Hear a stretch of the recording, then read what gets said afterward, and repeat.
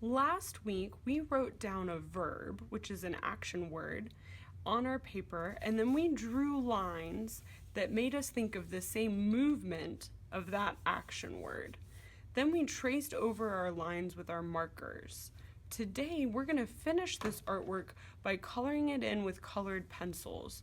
There are a few different ways that you can use colored pencils. One way that you can use a colored pencil is by coloring with the very tip of the colored pencil. That's a good way to color in spaces that are small. Another way that you can use a colored pencil is by using the side of the colored pencil. That is really easy to do when your colored pencil is sharp. I'm not going to twist my arm up like a pretzel. I'm going to turn my paper so my arm is comfortable. And then I'm going to hold my colored pencil on the side, and I can color a big area easily with the side of my colored pencil.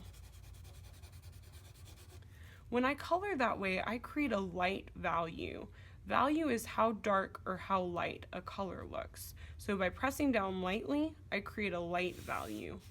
If I wanted to create a dark value, I would press down hard. So I can start by tracing around the outline of a shape. That helps to keep the color inside the shape. I'm pressing down really hard with my colored pencil, and then I'm going to press down hard as I fill it in. That's going to create a dark value. So when you press down light, you get a light value. When you press down hard, you get a dark value.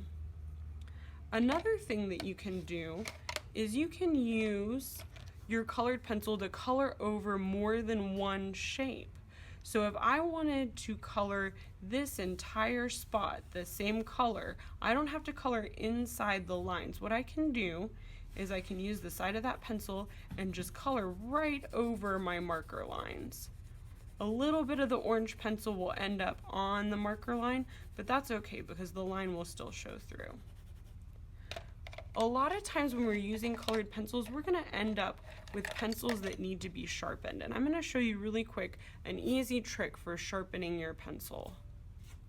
You want to hold your sharpener in one hand, and I'm going to look at my pencil. I see that one side is taller than the other, so I am going to start by sharpening on that side. So I twist my pencil with one hand, and I hold my sharpener still with the other hand. Once I get it this sharp, I don't want to keep sharpening because that lead will fall out. So I'm just going to sharpen it a little bit until I see some of the color, and then I'm going to use it. I'm going to do one more dark value. So I'm going to press down hard to create a dark value.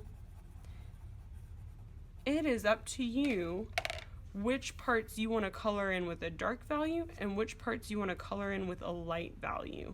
You also get to decide if you want to color in every shape a different color, or if you want to color over some of your shapes so that more than one shape is the same color.